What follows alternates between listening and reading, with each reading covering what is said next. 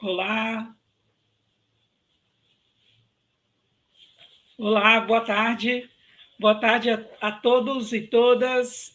É uma enorme satisfação estar participando do nosso encontro do CBLA e principalmente ter a oportunidade de mediar essa mesa sobre políticas linguísticas em tempos pandêmicos, né?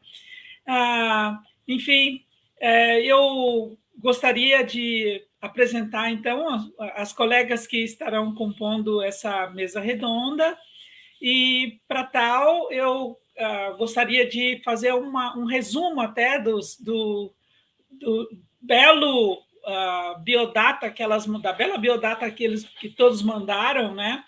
E dizer, então, que eu acho que é uma mesa que vai ser muito interessante, não só pela temática, mas também pela a qualificação dessas pessoas em suas pesquisas, né? Desses colegas.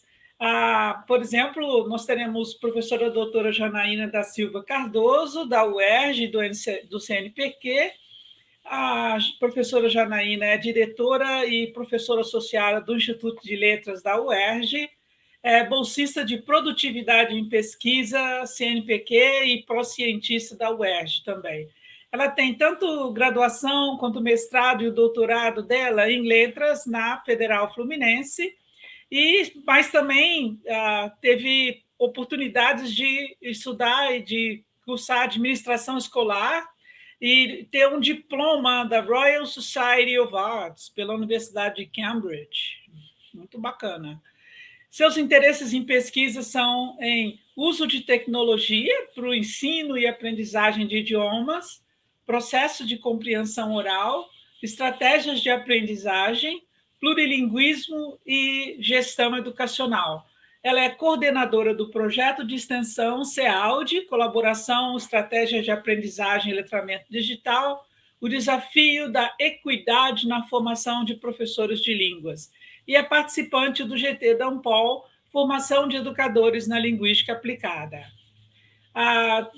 Nessa conversa, nessa mesa redonda, nós temos também a participação da professora doutora Cristine Gorski Severo, que é professora associada 3 da Universidade Federal de Santa Catarina, é docente do programa de pós-graduação em Linguística e também do doutorado interdisciplinar em Ciências Humanas também da UFSC, e é bolsista da CNPq. A professora Cristine também cursou letras, inglês e literatura na Federal de Santa Catarina e psicologia também. Ela, no mestrado e no doutorado, se concentrou em teoria e análise linguística, tanto nos dois níveis, né? Mestrado e doutorado na Federal de Santa Catarina. E fez um pós-doutorado em políticas linguísticas na Universidade de Pensilvânia. Seus interesses de pesquisa voltam-se para políticas linguísticas críticas e vozes sociais na relação Brasil, países africanos, linguística colonial, história sociopolítica das línguas, epistemologias do Sul global. E ela lidera o grupo de pesquisas Políticas Linguísticas Críticas e Direitos Linguísticos, que é um grupo cadastrado no CNPq.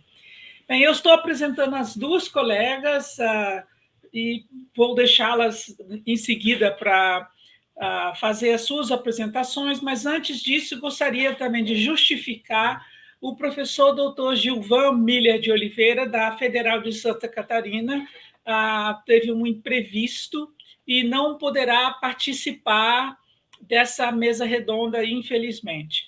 Ele até mandou um vídeo, né, para que pudesse substituir a sua fala, mas por questões técnicas nós não temos como fazer a apresentação desse vídeo. Então, infelizmente, vamos contar com a fala dele em outro momento e contar também que ele possa debater essas questões das políticas linguísticas em tempos pandêmicos conosco, tá bom? Então, muito obrigada pela atenção de vocês, e eu gostaria agora, então, de convidar a professora doutora Janaína da Silva Cardoso, para iniciar a sua apresentação. Oi, Valquíria. Prazer estar aqui contigo, né, mais uma vez. Eu acredito que nós vamos ter uma tarde muito boa, né, de muita conversa, né? Vou conhecer a Cristine, que eu acho que é a primeira vez que nós estamos juntas, mas ela é de Santa Catarina, minha família é de Santa Catarina, então temos mais uma coisa em comum, né? E, bom, eu peço então agora os meus slides, que mostram os meus slides, né? Antes de eu começar, eu queria também dizer que felicidade estar em mais um CBLA, né? Dessa vez, a única tristeza é não estar presente aí no Ceará. Eu queria tanto estar lá, né, no Ceará, aí, quem estiver no Ceará, como deve estar bom, né? Mas dessa vez não deu. Dessa vez vai ser à distância. Bom, e aí, passando para o nosso papo, para a nossa conversa, eu vou começar o título da minha conversa, do meu bate-papo, é Monolinguismo, Plurilinguismo e Desafios Glotopolíticos durante a Pandemia. Já começo a falar. Os objetivos dessa apresentação. Eu coloquei 2 objetivos. Primeiro, a partir de uma perspectiva glotopolítica, discutir como o monolinguismo dificultou a divulgação de informações confiáveis e, consequentemente, a prevenção contra ou a propagação da pandemia de Covid-19. E o segundo objetivo seria observar as práticas de linguagem adotadas pelas comunidades para combater essa desinformação.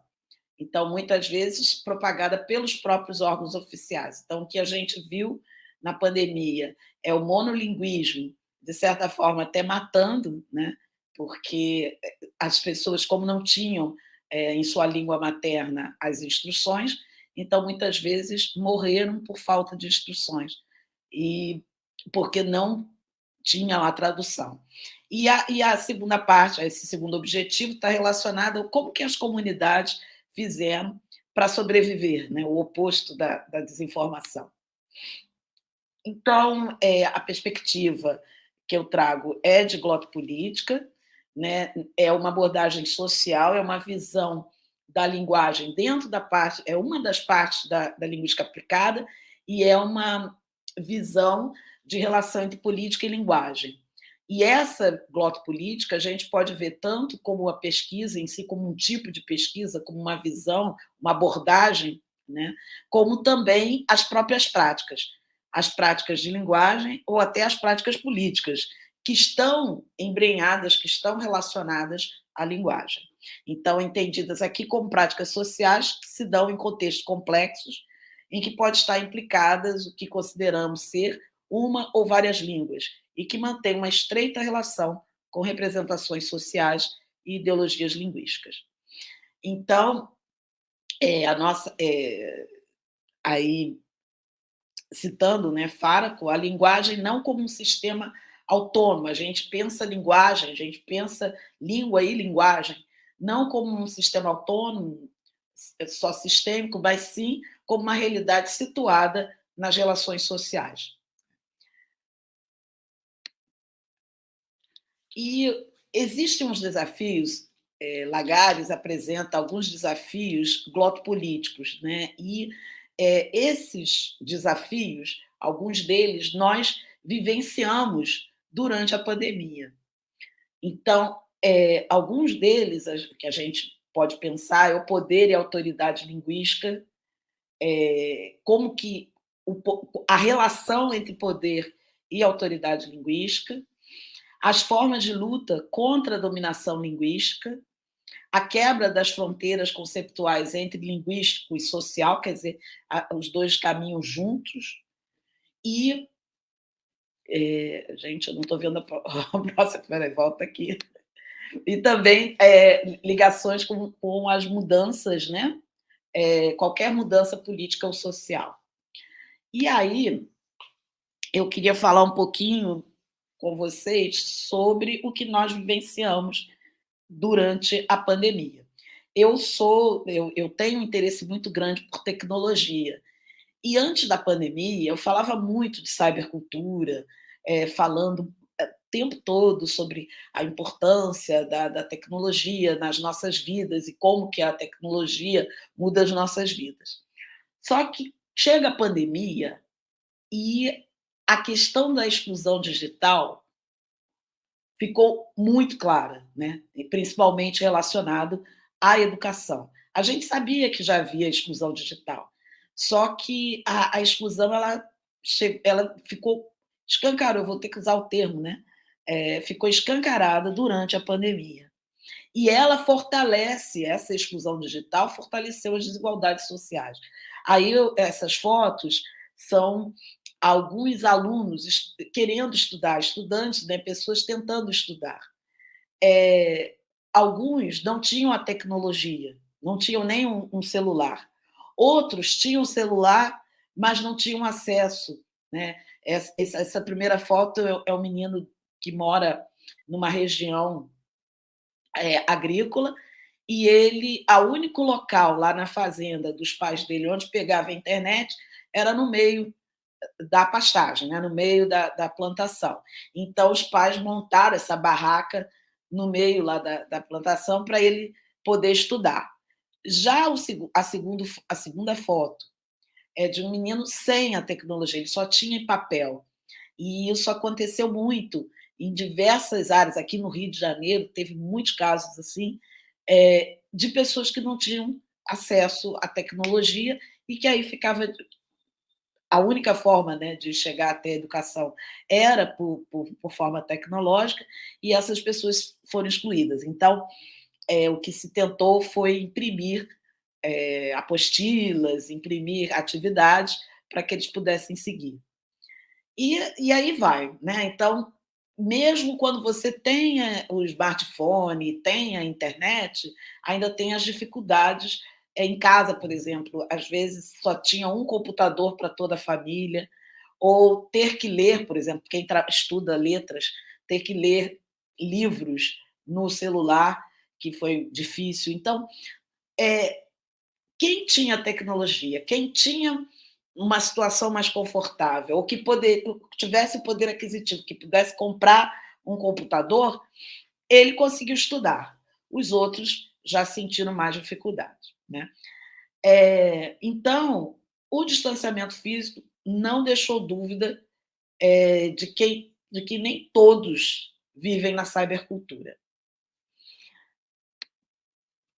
E aí tem uma contradição enorme. Durante a pandemia, para você acessar, para você conseguir um auxílio para aqueles que estavam precisando, né, de verba, precisava da tecnologia. Então, no contexto da pandemia, ficou ainda mais evidente que as diferenças entre as classes sociais brasileiras não se restringem ao acesso de bens materiais.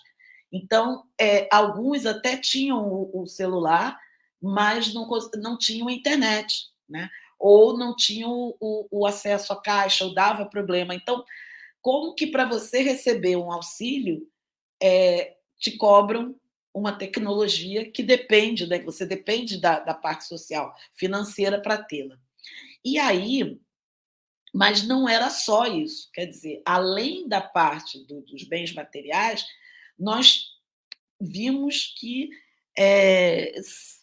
não era só a parte econômica, mas a parte social, a parte cultural, todos esses três tipos de capitais, eles aparecem muito forte, demonstrando que, muitas vezes, aquele que tinha até a parte financeira, que tinha o acesso, tinha dificuldade de usá-lo. Né? Então, que aí foi a outro ponto, né? A dificuldade do uso criativo, do uso crítico. Né? Bom, aí foi uma fala, né? Geralmente as diferenças entre classes são estabelecidas levando-se em consideração apenas o capital econômico. Entretanto, deveríamos levar em consideração também os demais tipos de capitais. E aí, normalmente, a gente fala do capital cultural, que ele é forte, mesmo que você não tenha o poder aquisitivo, vamos dizer, a parte econômica, mas você tem um capital cultural, você tem alguma coisa para dar. E o que eu vou conversar agora é mostrar exatamente como as comunidades utilizaram esse capital social e capital cultural para traduzir os documentos oficiais, de certa forma. Então, é usar a criatividade para atingir os grupos. Então, eu começo assim, não começo, mas já está no meio, né? Mas falando que nós vivemos num país multilingüe, crendo ser monolingüe. Infelizmente, ainda se acha que o Brasil é monolingüe. E esquece-se que nós temos mais de 200 línguas indígenas, que nós temos Libras, né? Está aí a Joselma aqui e a Sara usando Libras, que é uma língua, não é uma linguagem. E nós temos os refugiados falantes de outras línguas, e por muitas vezes esquecemos que o Brasil é isso, o Brasil é multilingüe, ele não é monolingüe. Né? Eu brinco até que quando a gente está falando de língua, quando o pessoal usa o termo língua estrangeira, eu digo assim, qual é a língua estrangeira mais utilizada no Brasil? E aí eu digo, é o português, né? Que se você usar como ideia de estrangeira, estrangeiro seria o português. Né? As nossas línguas seriam as línguas indígenas. Então, mas, infelizmente, para uma grande parte da população, acredita-se que o Brasil é monolíngue e que essa única língua é a língua portuguesa. E aí, o que acontece?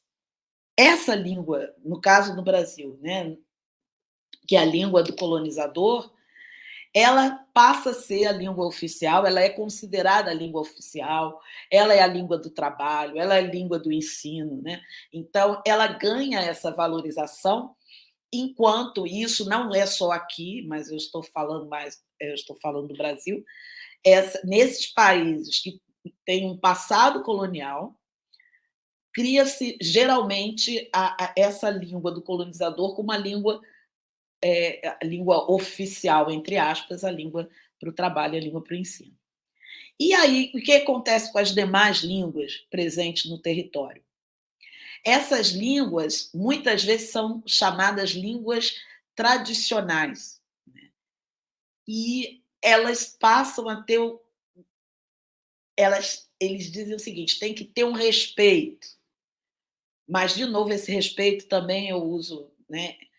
Que respeito é esse? Né? Então, acaba que esse termo tradicional ele ele traz graves consequências para essas populações que falam essas línguas. Então, na realidade, você pode usar tradicional tentando criar esse respeito, mas é ao contrário, acaba que elas são desvalorizadas e elas ficam como segundo grupo ou pegando um segundo lugar. E o que aconteceu durante a pandemia? Durante a pandemia, por conta do distanciamento físico, o acesso à informação não chegou a todos da mesma forma. E aí, além dessa exclusão digital que eu falei inicialmente, porque nós só tínhamos as tecnologias digitais para nos comunicarmos, né, durante esse período, houve uma outra exclusão, e eu acho que uma exclusão mais complicada, que era a forma de divulgar informações sobre as medidas protetivas. Né?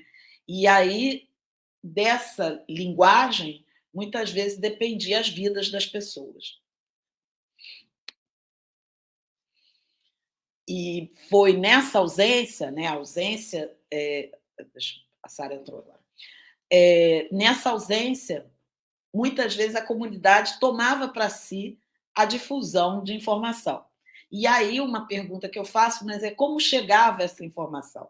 Como que era difundida essa informação? Né? Então, o que eu vou mostrar para vocês é um pouquinho do que as comunidades tentaram fazer para difundir essa informação. Né? E aí, bom, isso eu já falei, né? Então, como bem menciona a Silveira, no Brasil, nem sempre a língua materna dos cidadãos é utilizada nas comunicações oficiais, as quais preferencialmente circulam em português. Ou seja, o mito do monolinguismo pode matar e provavelmente matou durante a pandemia. Então, algumas questões linguísticas evidenciadas durante a pandemia. Para a propagação de desinformação, né, a fake news, né, que a gente usou tanto essa palavra, né? Então, para a propagação de desinformação, era usada linguagem simples, direta e principalmente bem ligada à oralidade, né? Muito nas redes sociais. Então, para passar a fake news, redes sociais, texto simples. Ou um texto, às vezes, que parecia conter fatos científicos, mas que, na realidade, eram de fontes não confiáveis. Né? Os textos informativos oficiais, por sua vez, eram, em geral, em língua portuguesa e nem sempre com uma linguagem simples. Houve também uma outra questão, que foi a hegemonia da língua inglesa no meio acadêmico, né? Porque o que aconteceu? Embora a China tenha desenvolvido muitos artigos científicos, já que iniciou lá a crise, né, da coronavírus, a pandemia,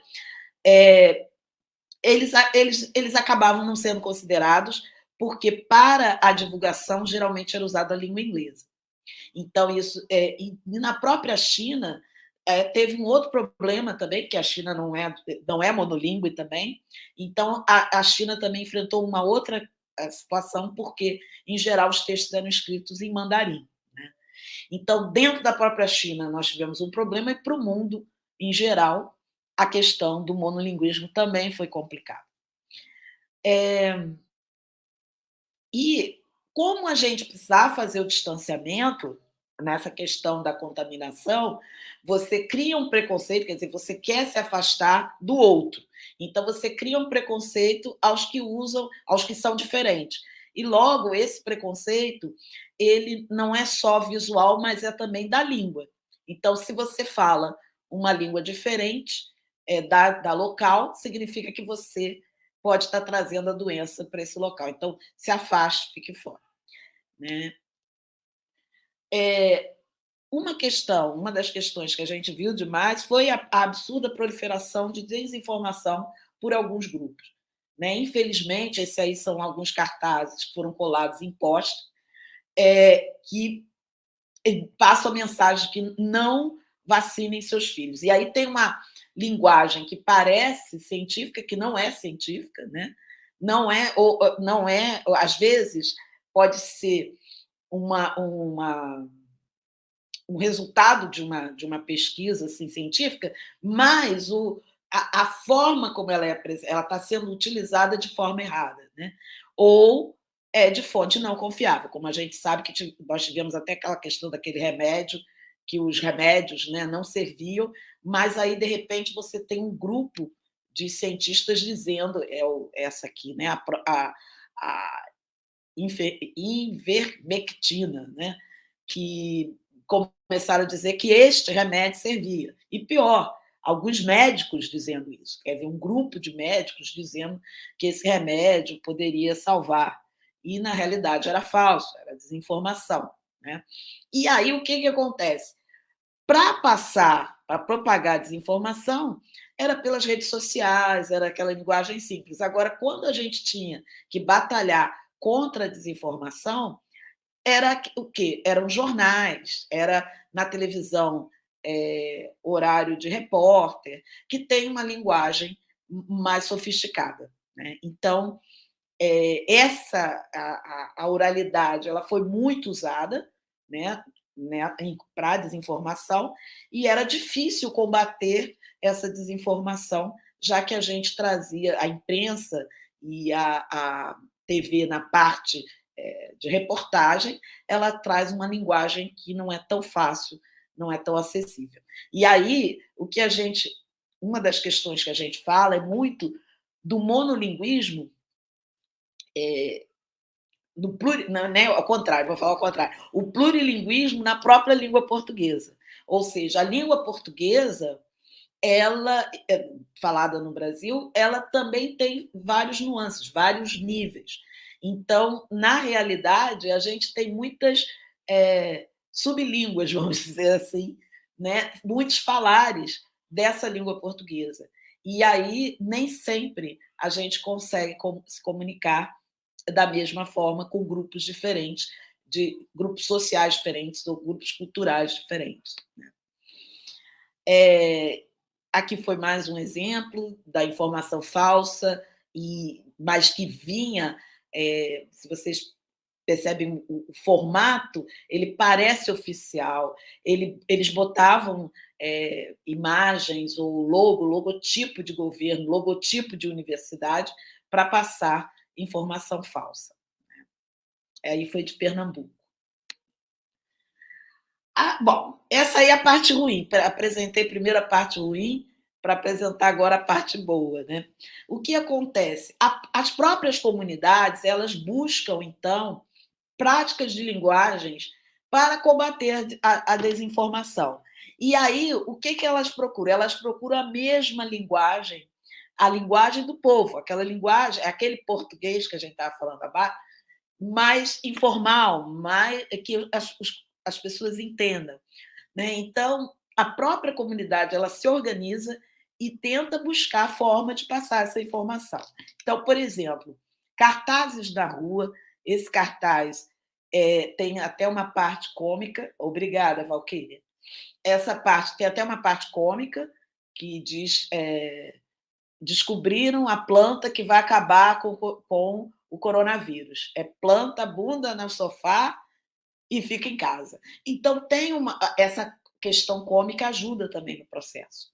O outro é água, sabão e informação, é o maior inimigo do novo coronavírus. Então, e aí isso era em volta de um balde com água, já para ajudar na limpeza, né, das pessoas. Outra forma foi a viralização de frases. Então, tinha essa, por exemplo, vacinas salvam, o que mata e aí tem um lado também cômico, esse do meio, que fala o que mata é o Paulo no ataque do São Paulo, né? Que deve ser um jogador. Não, o Pablo no ataque do São Paulo, deve ser um jogador do São Paulo. Né? E aí vem essa parte cômica, usando essa viralização e usando as redes sociais também para contra-atacar. Né? Outra forma que a gente teve foram as práticas indígenas, de linguagem de texto em línguas indígenas. Nós tivemos aí universidades, associações, ONGs, ou os próprios grupos indígenas, de povos originários, né? Eu vou usar indígenas aqui, criando ou traduzindo cartilhas. Então, nós tivemos tradução para diversas línguas indígenas, nós tivemos... Esse aqui eu mostrei só alguns, tá, gente? Mas, por exemplo, esse cartaz ele tem diversas línguas indígenas. E aí é um trabalho que foi feito principalmente com as universidades, as ONGs, as associações, para traduzir para as línguas indígenas. Isso aqui são alguns exemplos. A outra questão foram os quilombos também. Né? Os quilombos tiveram dois movimentos. Um movimento de bloqueio das pessoas de fora, tentar bloquear, e também tentar propagar informação dentro do próprio quilombo, pelos quilombolas ou por associações, de novo, né? Grupos, universidades. Foram criadas tanto a cartilha da CONAC sobre o auxílio emergencial, como também como prevenir a proliferação de coronavírus, nos quilombos. Né?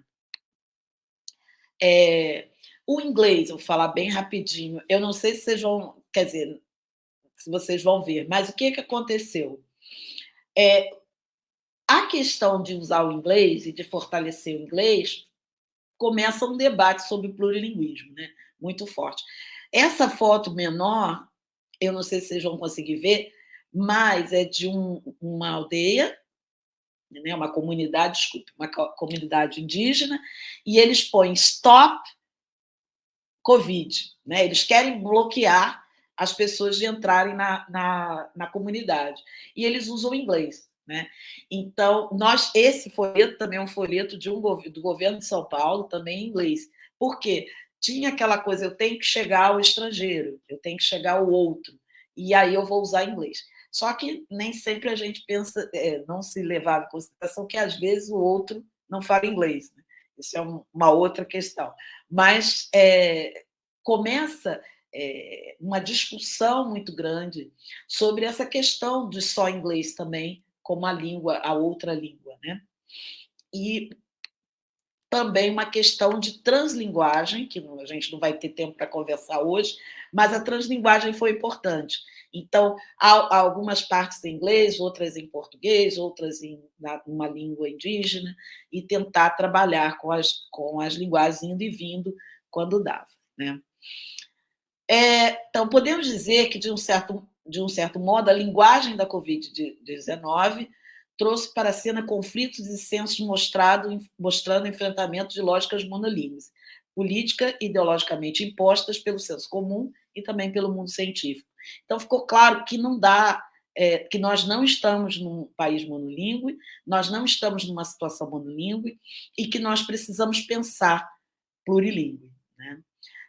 Aumentou também o medo de terem contatos com o estranho e esse bloqueio, esse preconceito, não só visível, mas também nas questões, nas diferenças audíveis. Esse aqui foi uma charge que foi utilizada na China para mostrar o peso, a quantidade de textos escritos em chinês e a quantidade contrapondo com o do inglês, mas o inglês que fica ganhando, consegue chegar a mais países, a mais lugares. Né? E o segundo é um cartaz translingüe de chinês, e que eles usam tanto o inglês, o mandarim e emoji. Aqui também é um de bloqueio, e aí usa o português para realmente deixar claro que o outro é o que fala português.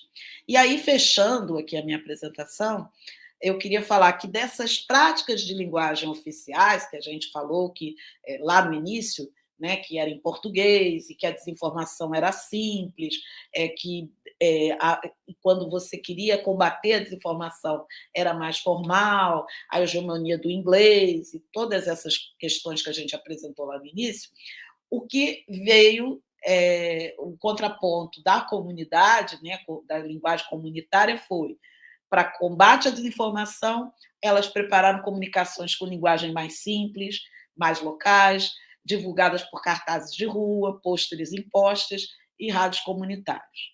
E as universidades, ONGs, associações e outros grupos prepararam textos informativos na língua local. O humor é usado para denunciar a hegemonia da língua inglesa, além de artigos discutindo a questão. A translinguagem é usada como forma de combater os efeitos do monolinguismo e da hegemonia do inglês. Eu acho que era isso. Eu paro agora e depois aguardo as perguntas para a gente continuar conversando. Obrigada.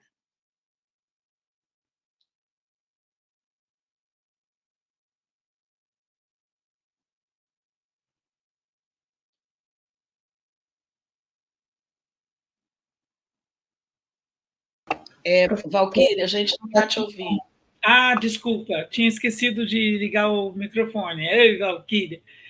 Então, estou falando, gostei muito do debate que você está propondo, inclusive sobre as línguas estrangeiras, e acho que sim, esse é um tema que nós precisamos conversar num âmbito um pouco mais amplo até, né? Então, já também tenho algumas perguntas aqui que eu gostaria de trazer para essa conversa. Ok, muito obrigada, e eu agora gostaria de convidar a professora Cristine Gorski Severo, da Federal de Santa Catarina, para fazer a sua fala também nessa mesa redonda. Muito obrigada, professora. Obrigada, professora Valquíria. Boa tarde aí, pessoal, quem está assistindo.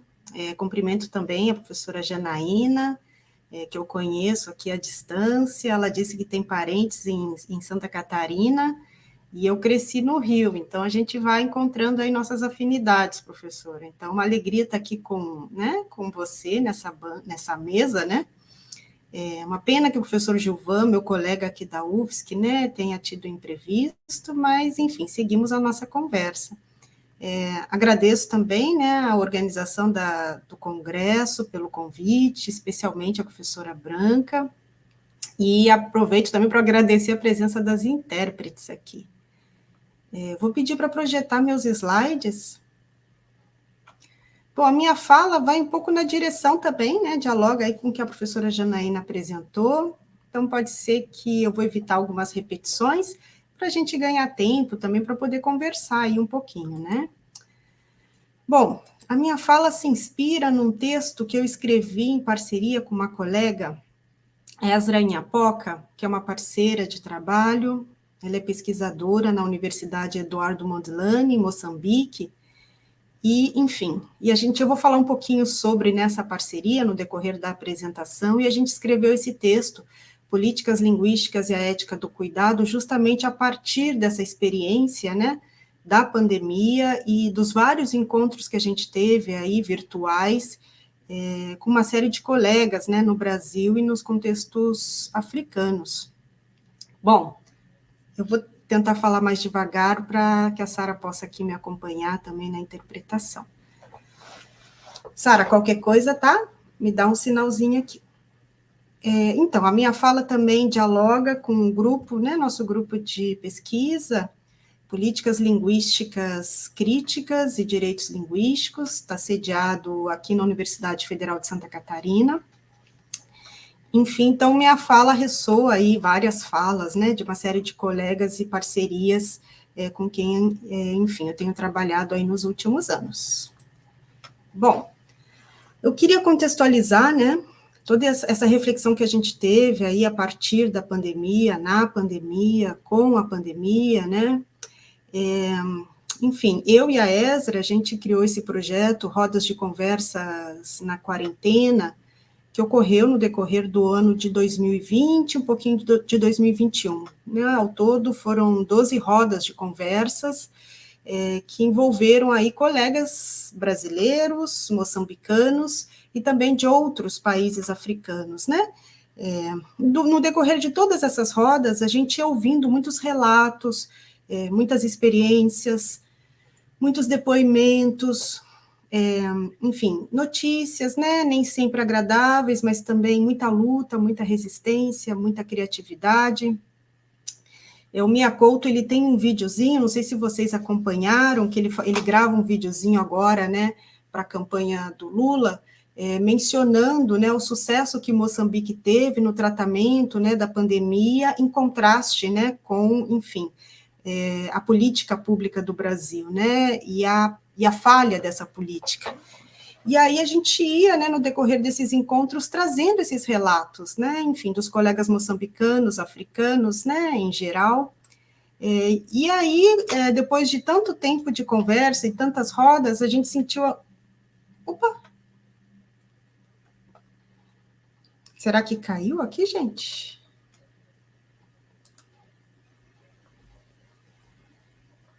Opa, voltamos.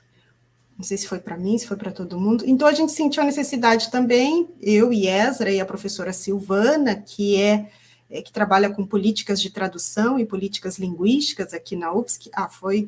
Caiu geral, né? Mas já retornamos, então tá tudo bem. E a gente organizou um número especial, uma chamada especial para a revista Fórum, daqui do programa de pós-graduação em Linguística, que foi o volume 18, número 4, publicado em 2021, intitulado Línguas e Multilinguismos em Tempos de Pandemia, Acesso, Justiça Social e Questões de Tradução. Então, muitos desses colegas que participaram dessas rodas, né, e outros também, publicaram textos e resultados das suas reflexões, enfim, nesse número especial. Então, a gente conseguiu construir, né, um espaço de reflexão e de troca também, né, e de sustento mútuo, né, gente, porque, enfim, nós também precisamos, né, desse sustento mútuo, desse afeto, desse carinho aí que vem de colegas de outros lugares, de outros espaços. Então, também aproveitamos aí, né, seguindo o que a professora Janaína falou, né, para usar a tecnologia, fortalecendo esses laços, criando novos laços, né, renovando novos laços. E esse projeto é um pouco exemplo disso. Bom, então, a partir dessa experiência, eu e Ezra, né, nesse texto, a gente seguiu essa reflexão, né, da necessidade de uma de uma ética, né, de um pensamento ético para que a gente possa realmente pensar política linguística, né? E como o contexto da pandemia nos fez pensar sobre isso, né, que a política linguística ela necessita também de uma dimensão ética. E aí a ética do cuidado surgiu como um elemento muito importante, né, para as nossas reflexões. E o cuidado aí pensado não como uma categoria privada, não como uma categoria doméstica, mas uma categoria política. Então, eu trago aqui uma série de citações, né, especialmente das pesquisadoras aí, e a gente vai ver que as pesquisadoras feministas, né, se engajam bastante com esse debate sobre, né, a ética do cuidado na esfera pública. Então, o cuidado aí é visto o quê? Como uma questão para a democracia, né, enfim, para a vida plural, para a vida compartilhada. Cuidar de pessoas e coisas, né, muitas vezes aí ficou, né, no âmbito da esfera doméstica, né, e geralmente vista de uma forma muito assimétrica, né, quem tem mais direito ao cuidado, quem tem menos direito ao cuidado, né, então a questão que norteou aí o nosso debate é como podemos cuidar uns dos outros, umas das outras, em qualquer nível, né, e nos inspiramos, então, em toda essa crítica feminista, sobre, né, a maneira como o cuidado, a categoria do cuidado, né, foi, digamos, pensada à luz de uma ideia de feminino de doméstico, sendo aí hierarquizada e rebaixada. Né? Então, o cuidado ele foi se encolhendo da esfera pública, né, e ficando nesse espaço privado. E o que essas pesquisadoras trazem, né, justamente esse questionamento, né, e a necessidade de pensar radicalmente o cuidado como uma categoria política, ou seja, o cuidado como uma categoria constitutiva do debate sobre o que conta como cidadania e justiça social.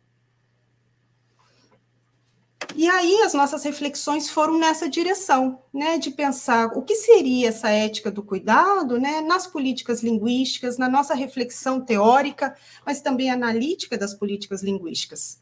E a gente acabou, enfim, expandindo aí nossa reflexão e pensando, né, a ética do cuidado em relação ao pensamento, digamos, especificamente ali, africano, de um humanismo africano, né, o Ubuntu, ou um feminismo Ubuntu, né, que opera aí com uma certa resposta a esse feminismo ocidental, né, e por que essa categoria surge? Justamente porque nossos diálogos aqui envolvem a relação entre Brasil e países africanos. Então, junto com a ideia de uma ética do cuidado, vem uma crítica também desse sentido de uma autonomia, como se o cuidado, né, dissesse respeito ao indivíduo, né? Então, a gente também busca tensionar essa ideologia, digamos, individualista, né, dos modelos neoliberais, e pensar como a experiência de coletividade, de interdependência, de compartilhamento, são fundantes também dessa dimensão ética, né? Do cuidado pensado a partir desse lugar. E aí o diálogo com as políticas linguísticas foi se tornando cada vez mais forte, né? Justamente porque a linguagem é vista aí como condição, né, para a interdependência, para o compartilhamento, né, entre outros elementos, né? Então, né, nas nossas reflexões, a gente, né, reconhece aí que esse cuidado ético em relação às pessoas, em relação às políticas linguísticas, e aí no contexto pandêmico isso ficou muito visível, né, gente? E os exemplos da professora Janaína revelam, né, acho que um pouco essa questão que eu estou trazendo, é perpassado pela questão da língua. Em que sentido, né? Então, a comunicação linguística, por exemplo, transcende a ideia de transmissão de um código verbal. Isso a gente viu com a questão da informação sobre, né, a pandemia. E eu vou trazer alguns exemplos também aqui, né? A ética do cuidado integra as práticas comunicativas cotidianas. Então, não é só sobre o que falar ou como falar, né, mas de como ela se inscreve no dia a dia das nossas práticas linguísticas. A ética do cuidado implica uma política de relação com a diferença, em que você tem aí um processo de negociação de sentidos. A ética do cuidado se articula uma política de promoção do diálogo e da comunicação. Então, aí, né, a gente expande aí o sentido de diálogo e de comunicação. E a ética do cuidado se filia a comunicações de comunidade e de pertencimento. Então, a gente não vê aqui as comunidades como categorias fixas, mas como categorias que vão se constituindo. E aí, seguindo as reflexões de Tronto, né, e das outras pesquisadoras feministas, e aqui a gente está, né, numa mesa, né, digamos, composta por mulheres também, né, a gente traz, então, um debate para a cena pública, né, para a cena política pública. E a democracia, então, em relação a tudo isso que a gente falou, significa atribuir responsabilidades de cuidado. Então, trata-se de considerar a ética do cuidado, né, a partir do que a gente falou aqui, né, nesse lugar de tensionamento com as ideias liberais de um indivíduo autônomo, né? Eu sou responsável pelo meu cuidado, né? Para justamente trazer isso para a esfera comunitária, a esfera do comum. E na esfera do comum, eu estou trazendo um pouco essas categorias teóricas, né? A professora Janaína trouxe vários exemplos, e também vou trazer logo em breve alguns exemplos. E nessa esfera do comum, gente, como que a linguagem opera, né? Construindo esse senso de pertencimento, de compartilhamento. Então, a gente vê, por exemplo, com Gadamer, esse filósofo, que a conversa é um processo de chegar a um entendimento, no qual cada pessoa se abre para a outra. Né? Então, você tem um processo, a relação, né? A produção de sentidos, né? Demanda uma atitude de uma pessoa em relação à outra, né? Não é uma relação mecânica, né? Como o Saussure nos faz acreditar, né? E aí, seguindo um outro filósofo, Ricoeur, a ética do cuidado, né, tomada, então, como essa abertura para a outra, né, se trata de um processo de compreensão da alteridade, né, uma relação com a alteridade que implica um processo hermenêutico, em que os sujeitos estabelecem com os discursos que os interpelam uma atitude responsiva. Né? Então, é justamente pensar essa dimensão subjetiva da comunicação, né? E como essa comunicação implica a relação dos sujeitos, né, com seus interlocutores, com a alteridade, etc. A figura de fundo aqui é de um pintor moçambicano, Roberto Chichorro, então eu quis trazer algumas imagens também para dialogar aqui, né, com a nossa apresentação. Então, gente, resumindo essa discussão teórica, né, a gente fazendo essa articulação entre a ética do cuidado e as políticas linguísticas, o que a gente, né, vai pensar aí, né? As políticas linguísticas orientadas por uma ética do cuidado afetam diretamente a nossa disposição de ver e de ouvir as coisas a partir de uma perspectiva do cuidado. E por que é tão importante, né, talvez, refletir sobre essa dimensão ética? Para a gente justamente, né, também poder lidar, né, com esses vários fenômenos de linguagem que, juntamente com a pandemia, né, fizeram parte do nosso cotidiano nos últimos 4 anos, né, gente? Um deles é a linguagem fascista, a professora Janaína já falou aqui, né, essa linguagem fascista que faz uma apologia à violência, né, ou que incita a violência. A violência, né, entendida aí como a destruição da subjetividade, a destruição do outro. Ou que Piovesani e Gentili, no livro deles, né, sobre a linguagem fascista, né, vão mencionar, né, ela opera como um desprezo pela divergência, pelas fórmulas fáceis, pelo desacordo visto como traição, uma recusa da modernidade, pela negação, pelo desprezo pelos fracos. Então, a gente tem aqui, né, os usos linguísticos operando de uma maneira violenta, em que o outro, a alteridade, é posicionada num lugar vulnerável, né, num lugar objetificado, né, num lugar de silenciamento, seguindo aí as reflexões do meu colega aqui da UFSC também, Daniel Silva, né, em parceria com a Alencar.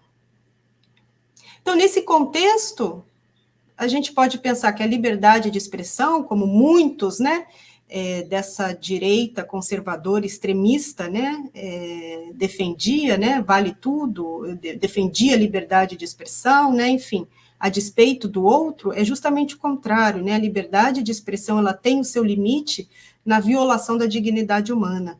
e a importância do debate sobre a ética, né, nas nossas práticas de linguagem, porque, enfim, não digamos, apenas, entre aspas, sobre práticas de linguagem, né, mas é sobre as relações dos sujeitos uns com os outros na esfera pública, e a construção de um mundo possível, de um mundo comum, habitado pluralmente por todos nós, né?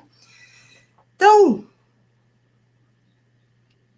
embora o conceito de cuidado, né, tenha sido aí amplamente utilizado no âmbito das políticas públicas, né, e a gente acompanhou isso, né, voltado para a área da saúde, especialmente, né, o conceito de cuidado, ele tem sido bastante usado, né, trabalhado no contexto, né, da saúde pública. Quando a gente olha para os documentos oficiais, a gente vê muito mais, né, o uso desse termo, cuidado, política do cuidado, na esfera da saúde do que na esfera da educação, não é, gente?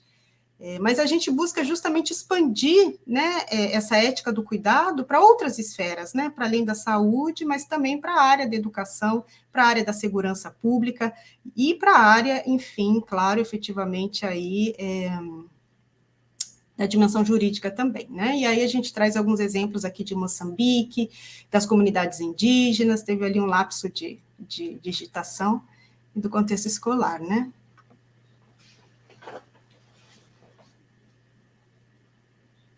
Então, aqui alguns exemplos de algumas imagens, a professora Janaína ilustrou com tantas imagens que a gente acompanhou e acompanha ainda hoje, né, gente?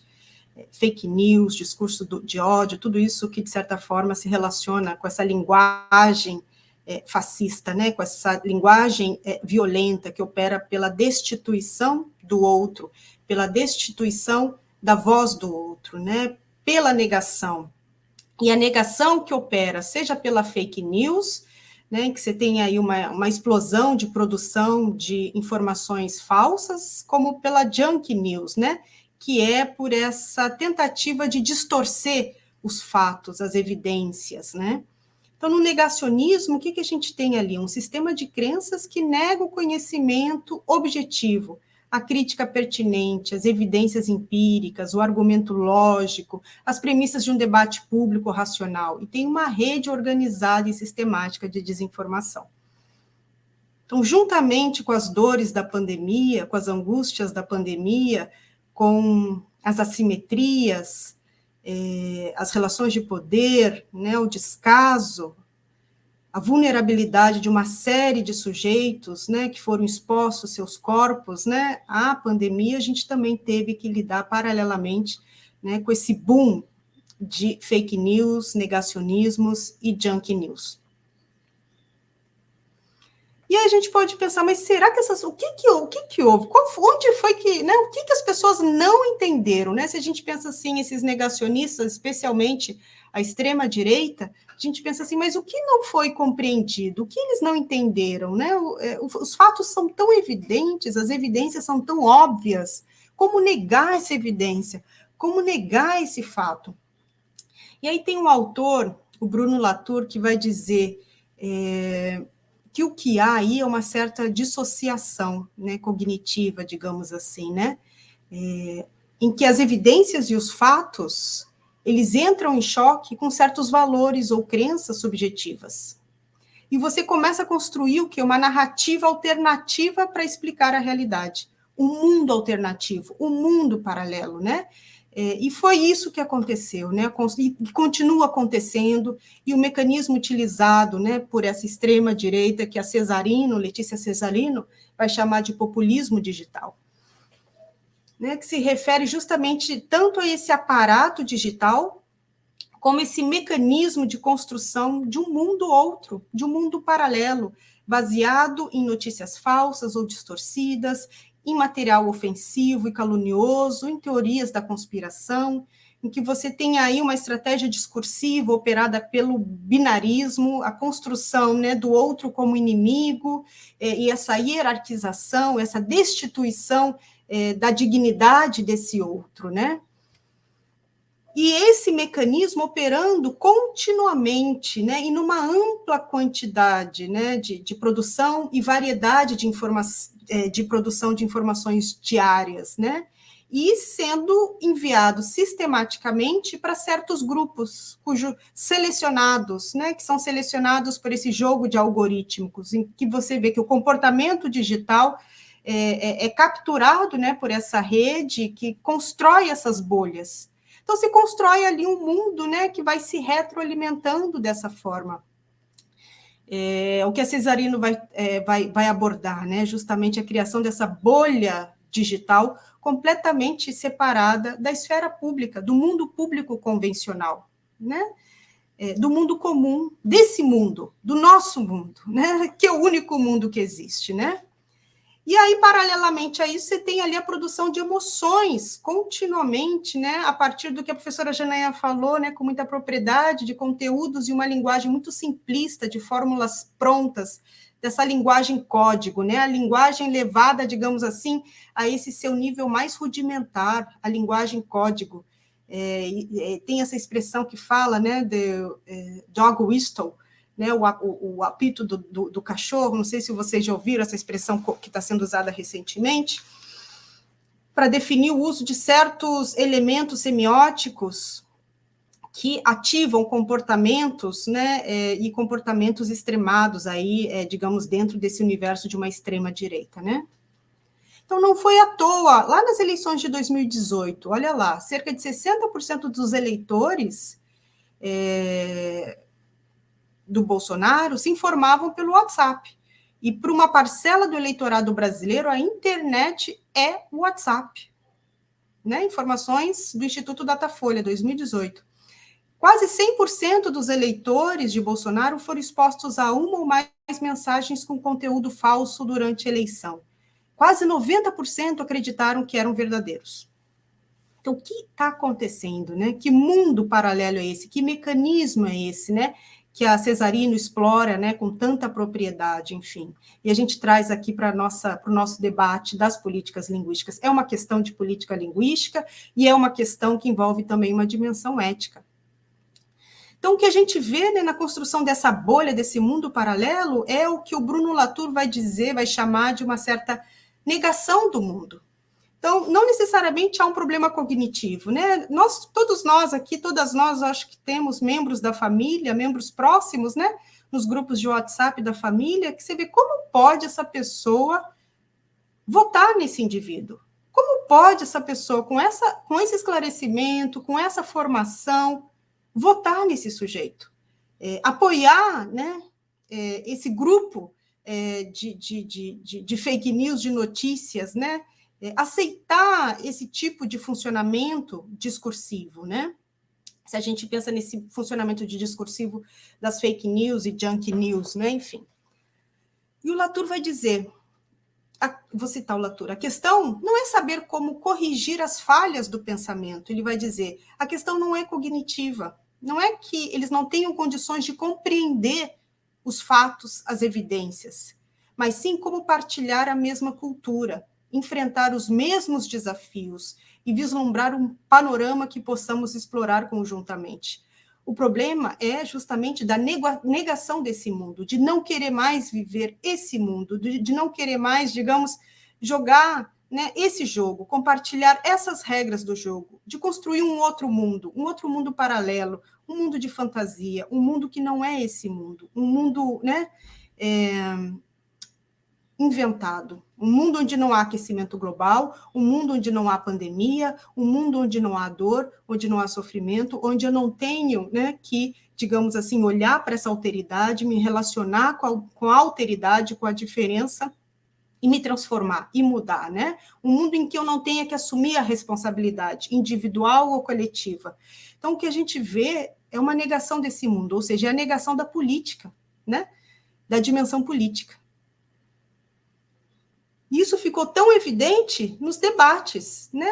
A negação da política é a negação do debate, do argumento, né?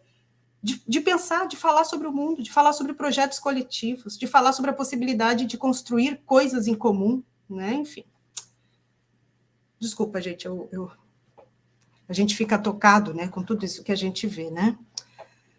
Bom, agora eu vou finalizando a minha apresentação, trazendo alguns exemplos, primeiro deles, né, da política pública da saúde. Se a gente olha os documentos da política pública brasileira, a gente vai ver lá, né, no rol dos princípios que regem a política pública, a ideia de cuidado, né, o cuidado como uma categoria política, né,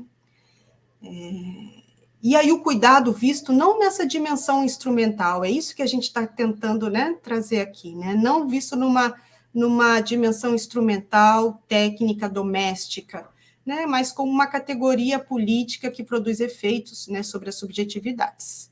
E aí a gente traz o contexto de Moçambique, aqui brevemente, para pensar, né, como a questão da pandemia, né, atuou ali, como, digamos, essa ética do cuidado pode nos ajudar a pensar um pouco esse contexto multilingüe. Então, em Moçambique, o português é a língua oficial, há mais de 20 línguas banto, cerca de 20% da população tem uma língua banto como materna, e há menos de 50%, né, de falantes de português. Tem um contexto multilingüe, multicultural, tanto na esfera urbana quanto na esfera rural. E aí, né, trazendo também outros exemplos que dialogam com o que a professora Janaína falou, você teve ali no contexto moçambicano a produção de cartilhas e mensagens variadas nas várias línguas moçambicanas, né? E aí houve uma intensa mobilização não só dos órgãos de comunicação estatal, uma política pública oficial, mas da sociedade civil e das universidades, né? Essas três esferas dialogando. Juntamente com isso, você teve uma política de comunicação, especialmente através das rádios, e as rádios ali desempenhando um papel extremamente importante. A professora Janaína falou da oralidade, né? Enfim, então você tem ali os principais meios de comunicação de massa em muitos países africanos operam através das rádios, e das rádios nas diferentes línguas, né? Enfim.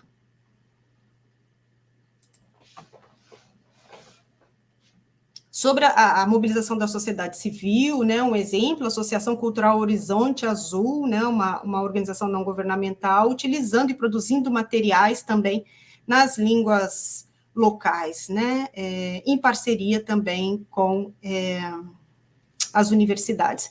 E é interessante aqui, gente, que essa parceria entre as ONGs, as universidades e os líderes comunitários permitiu o quê? Permitiu também negociar sentidos, ou seja, não só uma tradução, digamos assim, instrumental, automática, mas uma tradução também intercultural, em que os sentidos de proteção, os sentidos de segurança, e quem está legitimado a dizer, a passar essa informação e ser reconhecido pela comunidade como alguém de confiança. Então, você tem uma série de elementos aqui que ocorrem no processo tradutório e nesse diálogo, né, das comunidades com, digamos assim, as políticas de Estado, que são importantes, né, de serem levadas em conta. A professora Janaína também já trouxe das comunidades indígenas no Brasil, então também, né, a gente teve aí, aqui eu cito o trabalho da Letícia Ponzo, que foi publicada também nesse número especial, as várias estratégias de comunicação, aliança e solidariedade estabelecidas pelas comunidades, apesar da política pública, né, nacional, enfim, que também operou, que também funcionou em certa medida, né, funcionou no interior de contradições, desses tensionamentos, né? A gente teve o papel da PIB, das associações indígenas, o uso de rádio, internet, a rede de comunicadores indígenas do Rio Negro, por exemplo, né? Foi uma mídia que atuou fortemente, juntamente com outras mídias, e outros usos de tecnologia aí, né? Então, você tem aí políticas linguísticas também aliadas ao quê? A políticas públicas e aos sentidos de cura, né? Então, políticas da saúde e políticas linguísticas. E aqui alguns trechos de algumas falas, né, de representantes do Instituto ou da cacica Talcira Gomes, né, enfim, que vai justamente mencionar também como sentidos de cura também são negociados aí, né, por exemplo, a gente faz a cura com o coração, faz cura com chá, faz cura com potiguar, faz cura com espiritualidade, a gente tem sabedoria porque somos Guarani, a gente fala só em Guarani na aldeia, a gente fala português também. Então, assim, outros sentidos estão sendo negociados, né, nesse processo de construção da saúde comum, né? E aí, reitero, professora Janaína, alguns exemplos também, algumas imagens, o uso da rádio, né, o uso de depoimentos, e o uso de imagens também, né, as máscaras, por exemplo, com imagens caigangue aí, máscaras caigangue, feitas pelo povo caigangue aqui no Sul, né, com imagens também falando, né, da pandemia. Um segundo exemplo que eu trago aqui brevemente é essa relação também com a área da segurança pública, né? E a ética do cuidado. E há vários estudos, especialmente no contexto africano, né? Há pesquisadores africanos e africanistas que têm contribuído muito para um pensamento crítico, né? Nas políticas linguísticas, justamente por serem contextos tão multilingües. E eles vão debater muito a questão da segurança, né, em contextos multilingües. Por exemplo, um exemplo são os trabalhos de Marconi.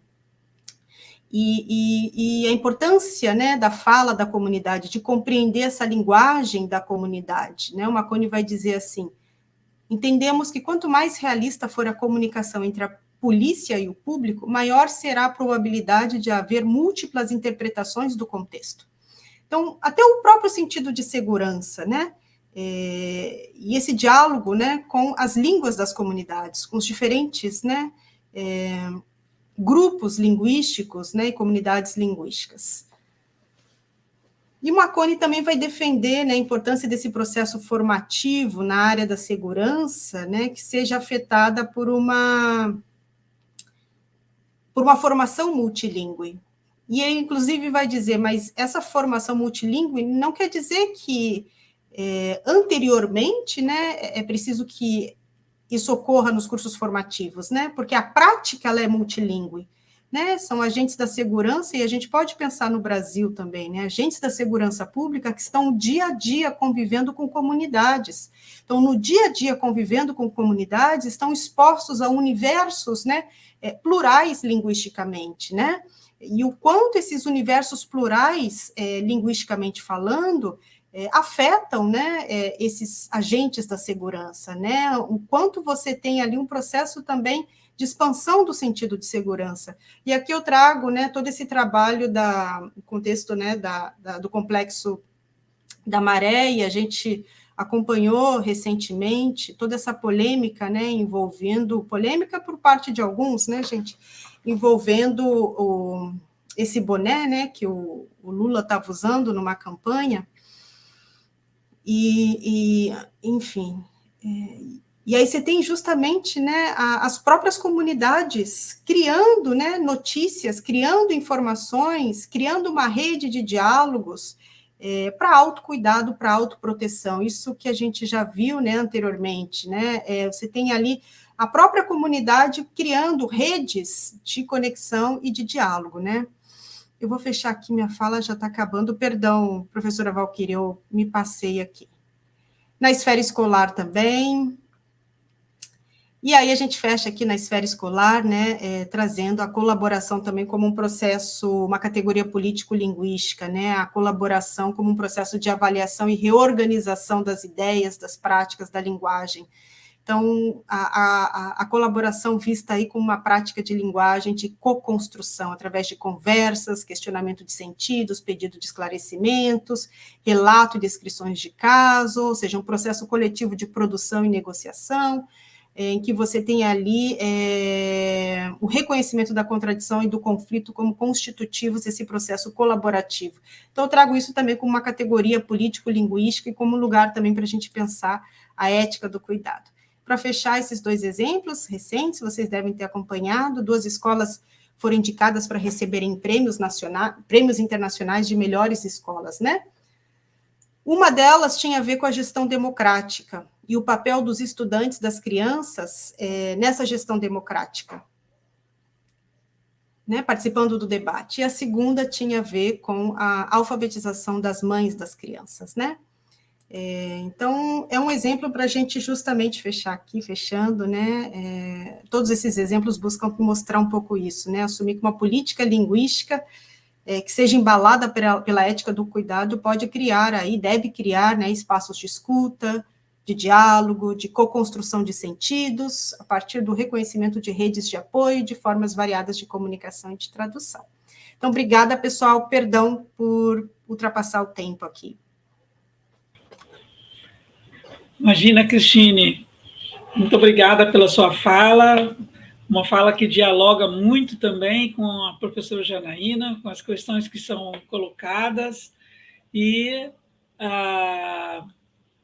bem, temos aqui algumas perguntas e algumas reflexões que foram trazidas pelas pessoas que estão acompanhando, né, a mesa redonda, e gostaria, então, de trazer essas perguntas para vocês, tá?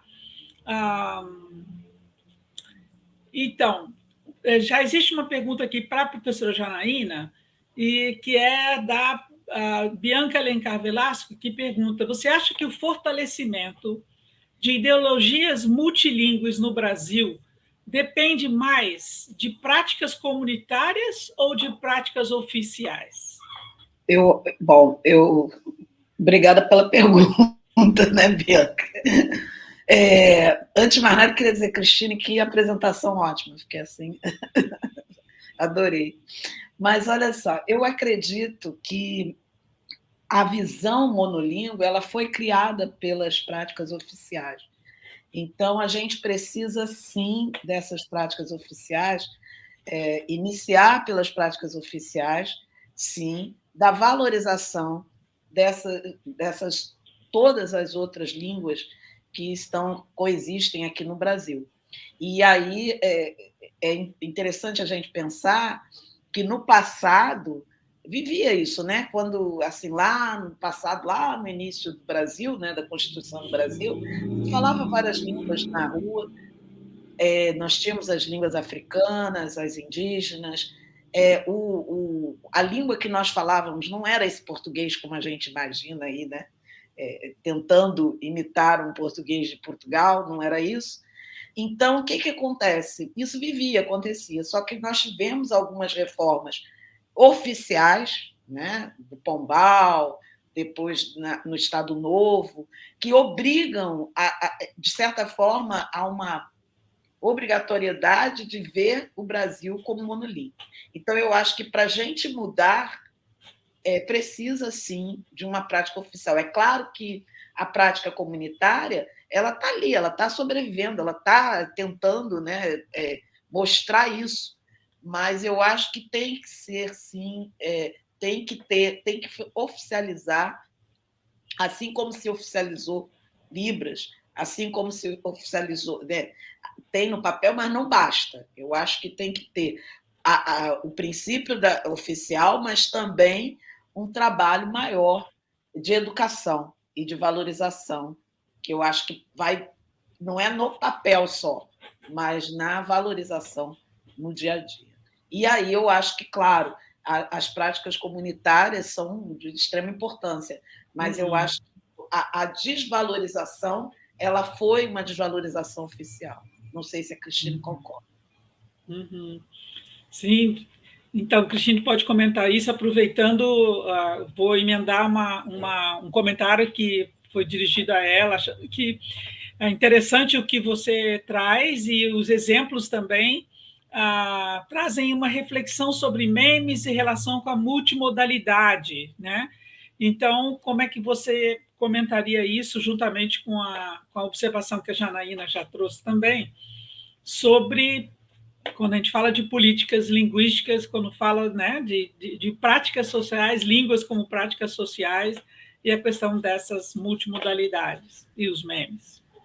Obrigada, e acho que essa pergunta eu vou passar à professora Valquíria, que é especialista no assunto.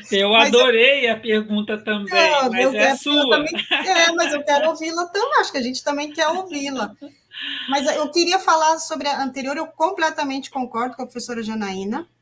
A gente não pode abrir mão das instituições, mais do que nunca a gente precisa das instituições, instituições democráticas, e instituições presentes e que sejam justas. A nossa luta é para que essas instituições sejam justas, né? Sejam sensíveis à injustiça social e que promovam políticas públicas para lidar com a desigualdade, com a injustiça social, com as práticas de violência, né? Enfim, então, efetivamente, é importante que essas práticas sejam institucionalizadas. Concordo com a professora Janaína, né? A gente não pode abrir mão das... Ao fazer uma crítica ao Estado, a gente não está abrindo mão do Estado, muito pelo contrário. O que a gente quer é um Estado, né, que opere, um Estado que funcione, que não abra brecha para que outros grupos façam aquilo que o Estado não está fazendo, né? A gente quer políticas públicas que funcionem, que operem, que sejam presentes, né? Então, é o que a gente espera nos próximos 4 anos, né? Essa é a nossa esperança. Então, eu concordo, e eu só queria reforçar, né, e que as políticas linguísticas, elas dialogam tanto com as comunidades, com as práticas, mas dialogam também com o Estado, com os aparelhos do Estado e com as instituições. Agora, sobre a multimodalidade, eu vou passar para a professora Valquíria essa pergunta. Tudo bem? Não, eu posso falar rapidamente, mas assim, eu gostaria muito mais de ouvir vocês também. Mas, enfim, o que eu acho é que nós temos que, no que se refere às políticas linguísticas, nós temos que rever muito o conceito do que é língua e do que é linguagem. A minha visão é de que a gente, até hoje, a gente discute isso fora do oficial, a gente concorda, a gente está falando hoje em dia de um outro projeto de letramentos que propõe até uma revisão, né, conceitual mesmo sobre o que é línguas e o que é, enfim, o que é linguagens e o que seria esse projeto de letramentos renovado, né, para as nossas escolas. E, nesse caso, eu acho, sim, que a gente precisa agir no oficial também, porque os letramentos falam muito de práticas sociais e a gente está trazendo isso para dentro da sala de aulas.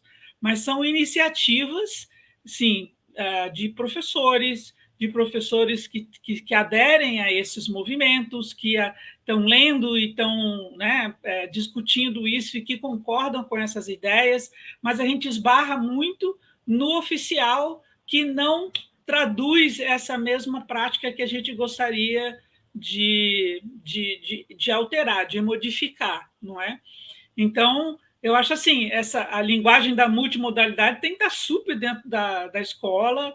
Acho que a linguagem não é mais a linguagem do Estado-nação, com aquela noção de Estado-nação que vigorou, né, em qualquer língua. Né? Estou falando língua portuguesa, nossa língua, e as línguas estrangeiras, e assim como também o processo de leitura, os processos das literaturas. E é esse cuidado aí que a gente precisa ter também nos movimentos mais oficiais.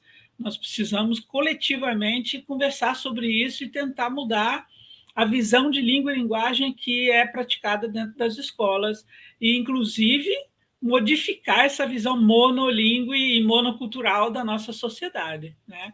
Concordo totalmente. Estamos em sintonia aqui. Agora, eu pergunto para a professora Valquíria e a professora Janaína, né, que são professoras da área de inglês, de línguas estrangeiras, eu estou no departamento de língua portuguesa. E aí a gente pensa assim, a formação dos professores de língua portuguesa no Brasil, e são muitos, né, a quantidade enfim, a intervenção é muito direta, a intervenção é direta entre formação de professores de língua portuguesa, educação escolar e uma ideologia do português como língua materna e do português, né, a partir de um olhar monolíngue de língua.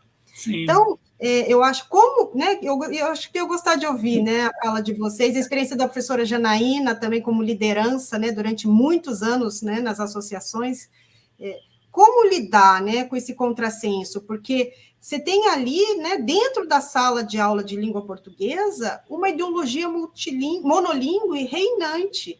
Você não tem uma formação epistemológica multilíngue, nem mesmo para pensar a língua portuguesa, que poderia ser, né?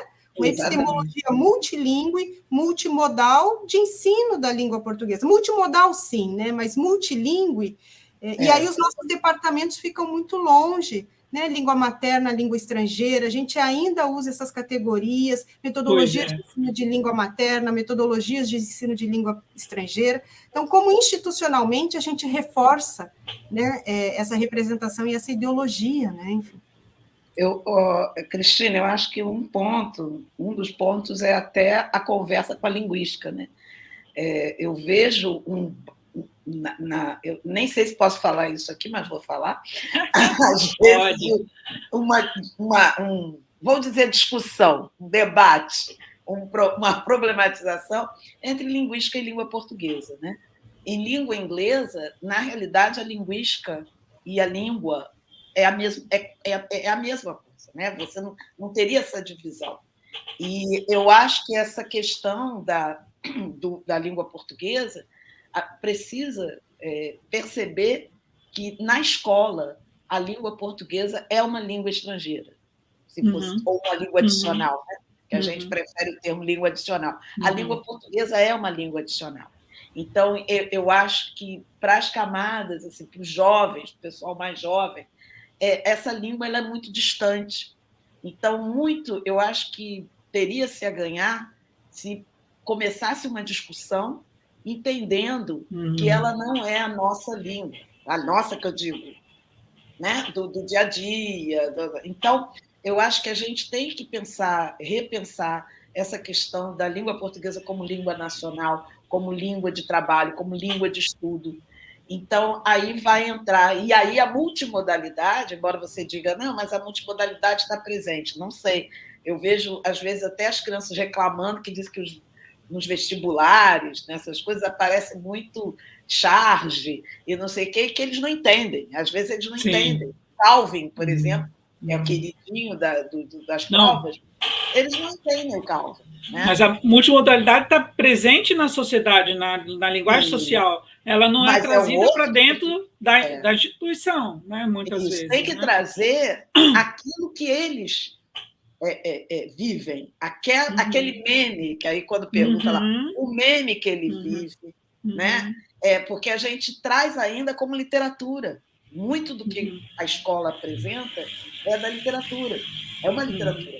Mas precisa trazer o do dia a dia. O que é produzido na comunidade? E eles são super criativos, as crianças são criativas. Né? Então, eu acho que é um pouco ouvir essa outra língua portuguesa, quem produz essa outra, e respeitar também essa outra língua portuguesa, que eu acho que é tanta coisa só contra, né? Eles chegam na escola, e não é só para a língua portuguesa, né, Cristina? Porque como essa língua única, é que eles aprendem matemática.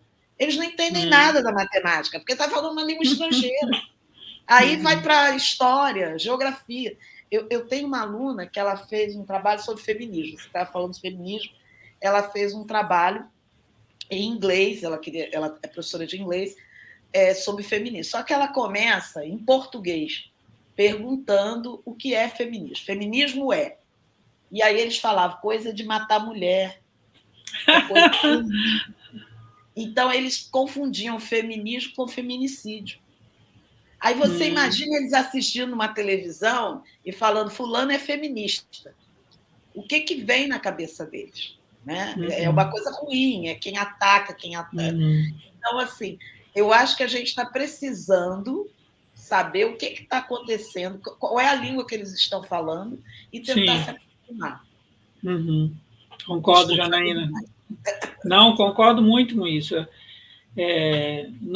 Se a nossa conversa pudesse durar mais 2 horas, eu ia colocar uma pimenta aqui também em umas outras questões, né?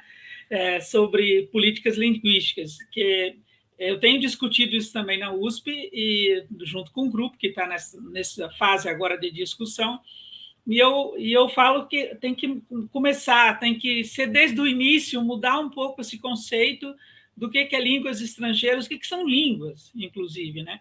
E a minha ideia é de que isso pudesse ter um tratamento amplo com as crianças no processo de letramento delas, tivesse um tratamento amplo sobre o que são as línguas, inclusive para que elas pudessem ter um acesso maior, por exemplo, a Libras. As crianças tinham que começar a ter acesso a Libras, né? desde que começa a escola, desde que começa o processo de letramento. E outras línguas estrangeiras, nós temos que ceder esse espaço, nós que estamos em língua estrangeira, 2 pontos em inglês, muitas vezes, né? Tem que ceder espaço para outras línguas estrangeiras, inclusive esse português, que eu também concordo com você, que é o que faz com que muitos alunos se sintam excluídos, tanto no processo de escolarização quanto na sociedade. Eles não falam esse português que a escola idealizou para ele, né? Que, enfim, alguém idealizou para ele. Coisas assim, mas acho que isso aí é para uma outra conversa de 2 horas, né? Olha, eu pensei ainda, como nós temos um tempinho ainda, eu tenho ainda mais uma pergunta que foi feita pela a Raquel Buonocore falou: professoras, que diferenciação podemos fazer entre educação bilíngue, multilíngue e plurilíngue? Acho que essa é uma explicação também bacana da gente fazer com as pessoas, né? Se estão perguntando, acho que é legal. Aí, que professoras, quem gostaria de fazer essa explicação? Quer começar, Cristina? Não, professora Janaína, especialista no assunto. Essas perguntas, assim, o que é, qual é a diferença, isso é triste. Pois é. Bom, eu queria começar falando que atualmente eu uso o termo educação escolar bilíngue para diferenciar de bilinguismo, né? Mas eu vou trabalhar mais a diferença entre o multilinguismo, o multilingüe, né? O multilinguismo e o plurilinguismo, né? Eu vejo assim o multilinguismo tem uma definição que é aquela definição mais simples, que diria o multilingüe é o país ou local que falam várias línguas, que é onde tem várias línguas, né? E o plurilinguismo seria o uso de diversas línguas. Só que eu acho que o plurilingüe é mais do que isso. Eu acho que o plurilingüe ele aceita a diversidade, ele não é só uma influência de um e de outro, ele é mais do que isso. O plurilingüe eu vejo como uma prática híbrida de línguas, então, e de cultura também, né? Não é a visão só de ter uma língua mais outra, mais outra, mais outra, mais outra, não é isso, mas sim é a convivência híbrida, e aí vem 1000 coisas aí relacionadas ao plurilingüe. Eu prefiro usar o termo plurilingüe, inclusive eu estou dando um curso agora no mestrado e doutorado, que é exatamente sobre plurilinguismo. Prefiro o plurilingüe ao multilingüe. O multilingüe, para mim, parece um saco que você jogou um monte de língua lá dentro daquele saco. E o plurilingüe, para mim, é você trabalhar isso aí, pensar isso que a gente está fazendo aqui, sobre diversos formatos. É interessante como é importante sempre isso que a professora Valquíria falou, né? A gente definir o conceito de língua com o qual a gente trabalha, né? Porque é uma dimensão política, né? Essa definição ela é política. E eu tenho visto na literatura um uso diferente. Eu tenho visto, por exemplo, em relação aos africanistas, né? Mais críticos assim da área de política linguística, eles têm usado o termo multilinguismos no plural, né? Especialmente nesse livro último do Pennycook Marconi, né? Eles vão defender os multilinguismos do sul global. E vão usar essa categoria, você vê, né? Como depende. Mas aí o plural faz uma diferença, né? Não, e para justamente evitar essa ideia das línguas nomeadas, das línguas contadas, das línguas como unidades fixas e abstratas, e para justamente tentar abordar essa fluidez das práticas de linguagem, essas misturas, né? As práticas de linguagem como produto de práticas semióticas, né? Intersemióticas, complexas. Então, a gente vê como esses sentidos eles deslizam. Se a gente olha os documentos da Unesco, a gente vai ver um outro sentido para o termo plurilinguismo ou multilinguismo. Então, eu acho que eu responderia que não há uma definição fixa, né? Como a professora Janaína falou. Depende muito da orientação teórica com qual você está trabalhando, né? Como você está ali se colocando em relação a ele. Mas eu tenho usado o termo multilinguismo até mesmo por influência dos autores que eu leio, né? Enfim, até essa ideia de que a língua franca de África seria o multilinguismo, né? O multilinguismo como a língua franca de África, mas entendida nesse viés um pouco mais complexo, né? Desse repertório multilingüe, modal. Eu acho legal o S, né, gente? O S é sempre bom, né? É sempre bem-vindo. O multi e o S ao final, ele é sempre bem-vindo. Porque Com certeza. Sempre várias interpretações, né? Então, eu acho isso interessante. E acho importante, né, Cristina, isso que você falou. Quando a gente vai apresentar isso, falando para os estudantes e o pessoal que está escrevendo, os escritores, pensar sempre antes, definir, né? Pensar o que é isso, o que eu quero dizer com isso, por quê, o que eu estou pensando e onde eu estou chegando. E a gente tem tempo. Pena, né, Valquíria, que a gente não está às 3 lá, não estamos às 3 no Ceará, com a possibilidade de ir para um bar e continuar. Opa! E continuar. Já ia adorar isso. Mas acho que eu ainda tenho. Desculpa, ainda tenho um tempinho para falar brevemente duas perguntas rápidas, porque eu vi aqui o Glairton nos comunicando que a gente pode ir até 18h45, então eu vou aproveitar esse tempo, que não sei quando que eu vou de novo conseguir encontrar com vocês, então não posso perder a oportunidade de falar também sobre uma questão que você apontou, Janaína, que é sobre o conhecimento tecnológico como linguagem, né? Até que ponto esse conhecimento tecnológico pode ficar fora da escola, fora do processo de letramento ou da escolarização, tendo em vista, a gente sabe agora, o quanto que a língua e a linguagem, na verdade, são permeados totalmente por conceitos de uma linguagem digital, né? Então, como é que vocês veem isso? Como é que é isso dentro dessa escolarização? A gente fala em língua, mas cadê a linguagem tecnológica? E a linguagem tecnológica, há muito tempo que eu já falo da importância da formação docente, que não basta. Eu tenho um termo que eu uso, uma terminologia que eu uso, que é processo de conscientização tecnológica. Não basta você ter acesso à tecnologia, e você tem que saber usar essa tecnologia, mas também usar para formação de conhecimento, e não é qualquer tipo de conhecimento, é conhecimento crítico e conhecimento criativo. Então, há muitos anos, antes da pandemia, né, já tem um grupo que está sempre falando sobre isso, da importância da gente usar essa tecnologia, da gente se apoderar da tecnologia, vou usar assim um termo, para conseguir trabalhar dentro da educação de uma forma positiva, né? Agora, para conseguir, também nunca esquecendo que precisa o acesso. Né? O acesso também é uma parte. Então, inicial de todo o processo é a partir do acesso. Então, a pandemia que nos diga isso, né? Como? A pandemia que nos diga, a pandemia né? Nos ensinou diga, né? isso. Né? Exatamente. Então, assim, precisa desse acesso. E aí eu vou falar, no primeiro governo, se eu não me engano, no primeiro governo do Lula, teve uma movimentação muito grande para que todos tivessem computadores, só que aí na época não tinha luz, não tinha energia. É verdade, se todos tivessem, eu lembro que eu estava em Pernambuco, se todos tivessem computador, não ia ter luz. Agora a gente tem luz, ou melhor, a gente tem uma tecnologia que exige menos luz, né? Menos energia.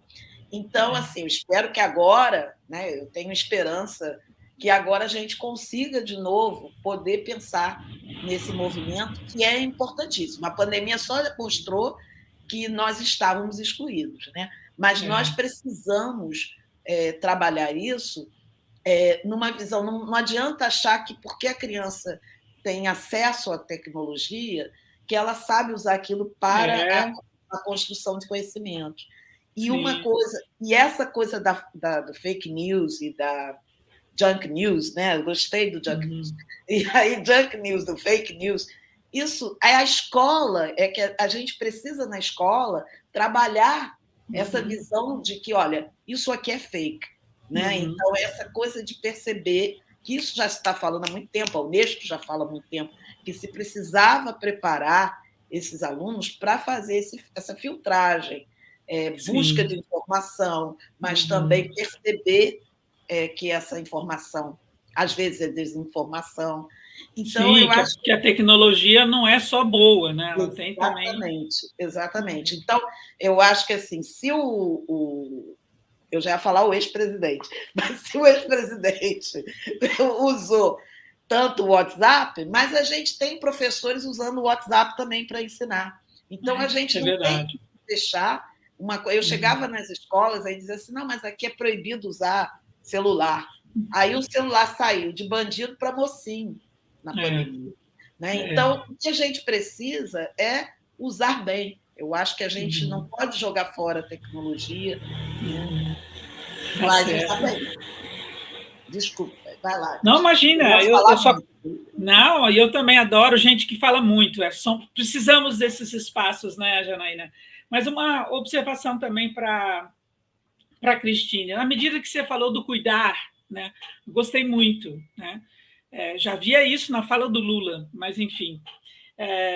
De qualquer jeito, para mim, quando você explica mais sobre o cuidar, né, me remete muito a um sentido freiriano do cuidar. Eu associei a esse cuidar que você fala à ideia de humanização do Freire. Né? Você acha que isso faz sentido eu fazer essa ligação ou tentar ver Freire em quase tudo que eu vejo? Não, né? Claro, claro. Nossa, é mais uma voz que expande o diálogo, né? O caminho que eu segui ali das vozes das mulheres, né? Das feministas que trazem, né, de forma muito forte o debate do cuidado como uma categoria política, para desconstruir essa ideia de que quem cuida é mulher, que isso é um serviço doméstico, que as pessoas que cuidam, elas recebem menos, elas têm um lugar menor na sociedade. Quem são as pessoas que cuidam, né? E que cuidam da saúde coletiva, da saúde pública, desde os coletores, né, de lixo, até quem cuida da limpeza, quem cuida, né, da limpeza das pessoas que precisam, né, no contexto hospitalar, por exemplo. Então, realmente tratar tudo isso, né, toda essa dimensão do cuidado das pessoas que estão envelhecendo numa sociedade, né, que não acolhe esse envelhecimento, de uma arquitetura que não acolhe essas pessoas, né, de uma sociedade que não acolhe os mais velhos. Então, esse cuidado com uma categoria política, né, e aí isso diz respeito a todos, né, não às mulheres, mas aos homens, né, tirar esse lugar né, doméstico do cuidado. E eu acho que sim, que o Paulo Freire, no contexto escolar, aborda isso de uma outra maneira, né? O que ele fala de ser do humano, né, do humanizar, né? E o amor, né, a esperança, o amor. Exato. Então, achei muito bacana, viu, você trazer esse conceito e a gente está expandindo e disseminando também isso na academia, principalmente, hein? Não é? Precisamos, né? Uma instituição que é tão dura, tão árida, né? E às vezes tão masculina no jeito de funcionar, né? Tão burocrática e fria no modo como usa a linguagem, no modo como aborda, né? Como os colegas se abordam mutuamente. Às vezes um colega que está numa posição de chefia esquece que é colega e de repente se apropria de certos usos e certas práticas. Então a gente vê isso no cotidiano das instituições também do ensino superior, né? Muito bom, muito bom. Então, com isso, eu agradeço muito, muito as falas insightful, como a gente falaria em inglês, que são cheias de sabedoria, cheias de ideias que são trazidas, que vão se somando, vão se agregando às coisas que a gente já pensa, e esse momento é um momento tão necessário para todos nós, na academia e na sociedade, né? Então, com isso, eu agradeço muito as apresentações de vocês, todas feitas com muito cuidado, muito carinho, e é uma troca muito necessária. Espero que a gente continue com esse diálogo, né? Com essas trocas também, tá bom? E até uma próxima, esperançando que teremos muitas próximas. Né? Presencialmente. Um abraço no Rio, Janaína. Abraço também. Abraço aí. Valquíria, abraço.